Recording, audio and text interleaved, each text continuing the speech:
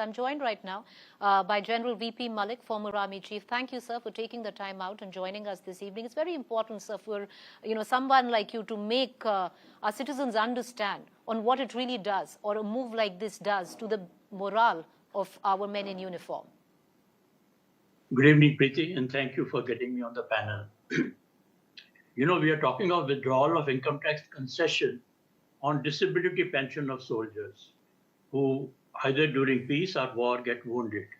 And that is being withdrawn if they continue to serve till the end of their service. Now, firstly, when a soldier is permitted to continue in service, he has to go through a medical examination. And it is the medical board which decides whether he should continue or he should not continue.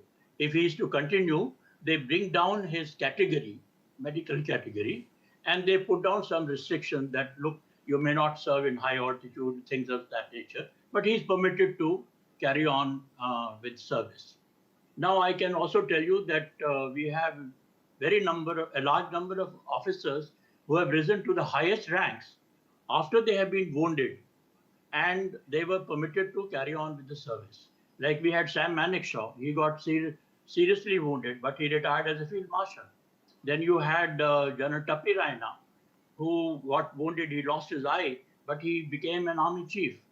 And even recently, you had General Pankaj Joshi, General Ian Cardozo, who was a Bravery Award winner. You had Vijay Oberoi, who became Vice Chief of the Army Staff. So, if they continue in service, we can make use of their talent, and the service also benefits. Now, why they have suddenly reduced this, brought this new rule, I cannot understand, because there is no justification given for that, And I personally feel that it is totally unjustified, totally General Malik, the argument is, sir, the argument is by the government that it has been misused by certain army personnel. That seems to be the premise of discontinuing it. Is there any example given to us that some people have misused it? That is one. No example is given there yet. Second thing is that if it has been misused, it is the task of the Army headquarters, service headquarters, and the medical directorate to correct this whole thing. How should a bureaucrat come into that? You see, person who is permitted to, allowed to come down in the category and asked to be boarded out or to continue, it is the job of the medical board and the service headquarters.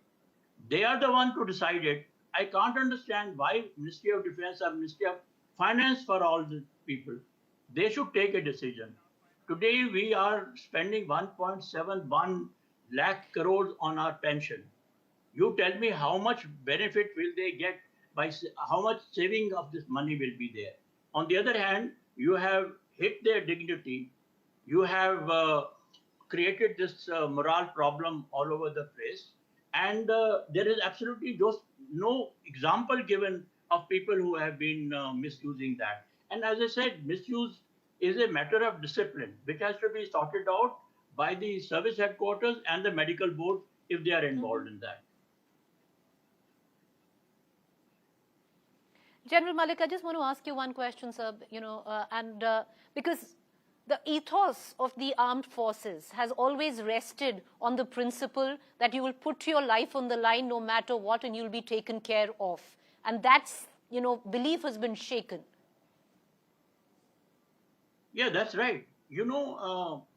As long as a person is serving in the armed forces, he will continue to risk his life because he will continue to do his duty to the best of his ability. And why should he be punished after he retires? You see, some people who have been, who are boarded out, they will continue to have this concession. But this clause is now applicable to those who continue to finish their service, and then they will have to pay income tax on the disability pension that they get. So I cannot understand the rationale behind it. And as far as the service part is concerned, I mean, as I said, you have hit the dignity of an officer or a Jawan who continues to serve in service till the end of his tenure. And that, I think, is totally unjustified.